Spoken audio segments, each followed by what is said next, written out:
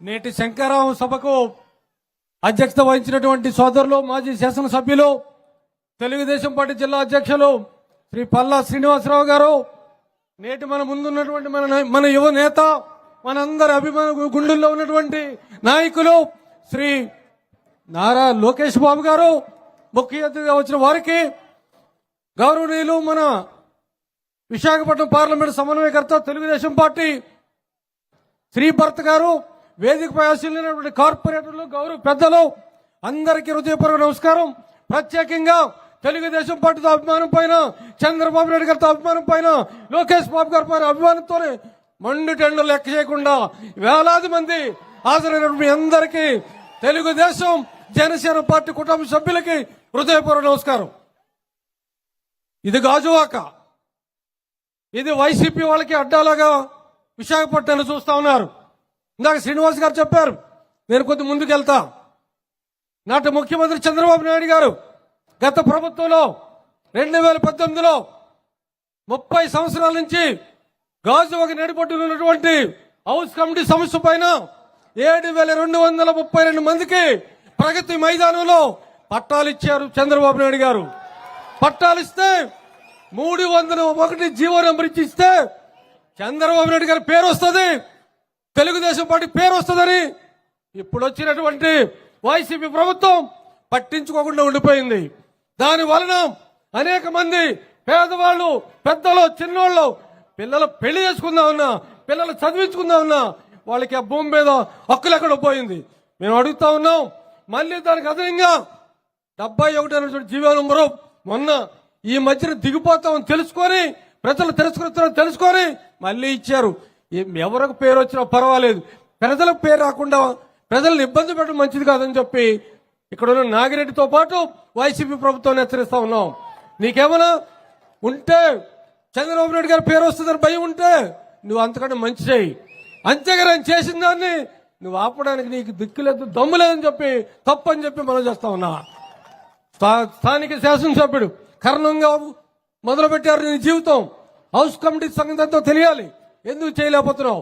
ఇప్పటికి 7,132 ఇళ్ల పట్టాల్లో కేవలం 4,600 మాత్రమే రిజిస్ట్రేషన్ అయ్యాయి. మిగతావన్నీ ఎందుకు అవ్వట్లేదు? ఎందుకు మీ ఇబ్బంది?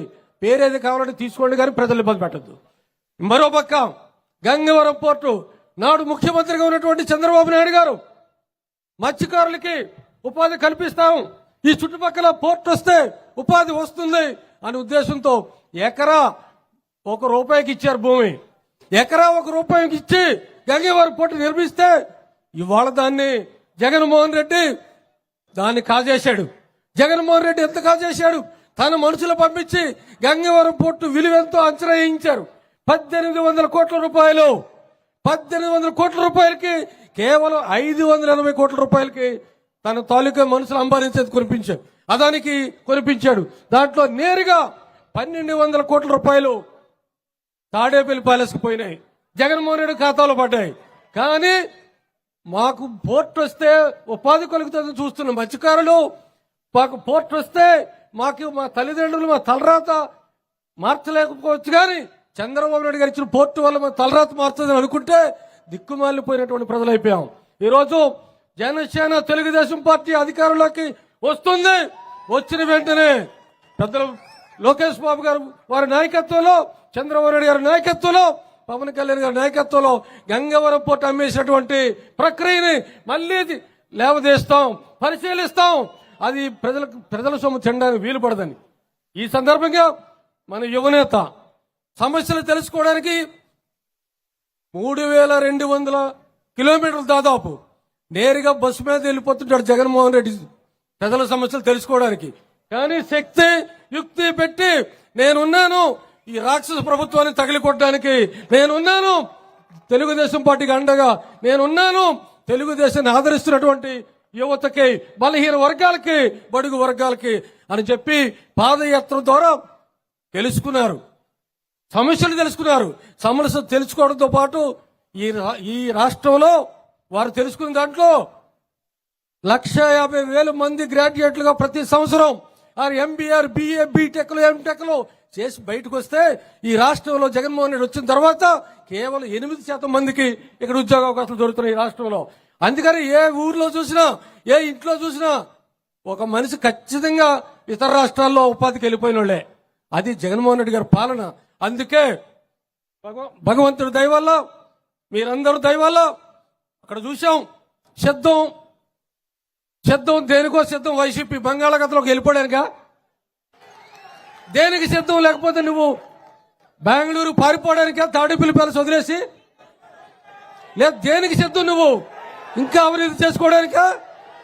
నీ నీ నీ నీ సిద్ధం నువ్వు నీ అనుసరులు బంగాళాఖాతంలో పోవడానికి ఇంకా 2 నెలలు మాత్రం ఉందని చెప్పి మనం చేస్తూ మరి తెలుగుదేశం పార్టీ అధ్యక్షులు నారా చంద్రబాబు నాయుడు గారు తోడుగా పవన్ కళ్యాణ్ గారు కలిసి వాళ్ళిద్దరు నాయకత్వంలో లోకేష్ బాబు గారి నాయకత్వంలో 2 పార్టీలు ప్రభుత్వం రాబోతుంది. ఆ ప్రభుత్వం ద్వారా ఇప్పటికే వేసినటువంటి డబ్బు దాచుకున్నటువంటి డబ్బు వైసీపీ నాయకులు ఆక్రమించినటువంటి భూములు అన్ని పక్కాగా లెక్క ఉంది. ఆ లెక్క కరెక్ట్ గా తీరుస్తాం. పక్కాగా లెక్క ఉంది మా దగ్గర. ఆ లెక్క పక్కగా తీసి మీ అందరికీ బుద్ధి చెప్పే రోజు వస్తుంది. జనసేన పార్టీ తెలుగుదేశం పార్టీ 2 అధికారంలోకి రాబోతున్న పార్టీలు కనుక మీరు ఇప్పటికైనా అధికారులు ఎవరైతే ఆ పక్కగా వస్తున్నారో ఇప్పుడిప్పుడే మారారు. ఎందుకంటే మనకి ప్రజాస్వామ్యం నాశనం చేసినట్టు చంద్రబాబు నాయుడు గారిని జైలు పెట్టినప్పుడే ప్రజాస్వామ్య విలువలు పోయినాయి. ప్రజాస్వామ్య పరిరక్షణ గురించే కలిసాం జనసేన తెలుగుదేశం పార్టీలు. ప్రజాస్వామ్యం రక్షించాలనే ఒక పక్క ప్రభుత్వ వ్యవస్థల్ని పూర్తి స్థాయిలో మీ జేబు సంస్థలు వాడుకొని వాటిని నిర్వీర్యం చేస్తే వాటిని కాపాడాలని లోకేష్ బాబు గారు వారి నాయకత్వంలో శంకరరావు గాని యువగళం గాని రాష్ట్ర వ్యాప్తంగా చూశారు. దాంతో మనందరికీ జోష్ నింపారు. మనం అందరమే తెలుగుదేశం జనసేన పార్టీ శ్రేణులు 2 కలిపి వైసీపీ శ్రేణుల్ని వైసీపీ నాయకుల్ని బంగాళాఖాతంలోకి